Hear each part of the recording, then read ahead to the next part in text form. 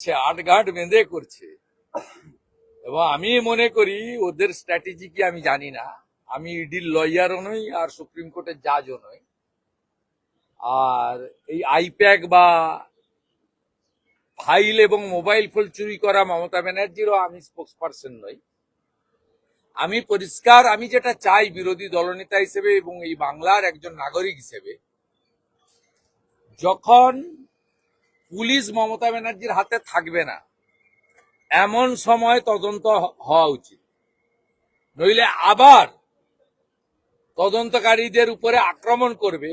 শুধু মমতা ব্যানার্জি নিজে আক্রমণ করতে যাননি, তার সঙ্গে রাজীব কুমার ছিলেন, মনোজ বার্মা ছিলেন, বিধাননগরের ওই তখন ছিল মুকেশ ছিল। এরা জোট বেঁধে গেছিল সেদিন, এবং যার বিরুদ্ধে এফআইআর এ নাম আছে প্রিয়ব্রত বলে একজন ডিসি সাউথ আইপিএস, তিনিও ছিলেন। এখন যদি আপনি তদন্ত করতে আসেন, মমতা ব্যানার্জি আবার সুপ্রতিম সরকার আর পীযূষ পান্ডেকে নিয়ে তিনি আবার হামলা করবেন, আবার পুলিশকে দিয়ে হামলা করবেন। অতএব টাইম উইল স্পিক। আমার মনে হয়েছে আইনি লড়াইতে আটঘাট বেঁধে ইডি এগোচ্ছে। উই আর হোপফুল, কারণ প্রকাশ্য দিবালোকে সব ক্যামেরার সামনে ফাইলগুলো হাতে নিয়ে বলেছিলেন আমি কাড়িয়ে নিয়ে এলাম।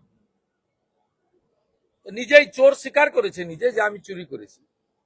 অতএব আজকে যদি আমার বাড়িতে 3বার সিআইডি পাঠিয়েছে, আমি বাড়িতে থাকি না, আমার বাবা মা ওকে চা বিস্কুট খাইয়েছে, ফিতা নিয়ে গেছিল মাপতেও দিয়েছে, তা আমি যদি সিআইডির অফিসারকে চাঁটি মারতাম তাহলে আমি কি বাইরে থাকতাম?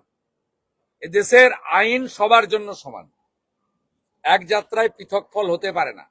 অন্য লোকের ক্ষেত্রে যা হয়েছে, যেমন শাহজাহান ইডির উপর হামলা করেছে, জেলে পড়ছে, মমতা ব্যানার্জিকেও একইভাবে আইনের আওতায় আনা উচিত। সেটা কবে হবে, কখন হবে, টাইম উইল স্পিক। শাহজাহানের ক্ষেত্রেও সময় লেগেছিল, মমতা খালার ক্ষেত্রেও টাইম লাগবে।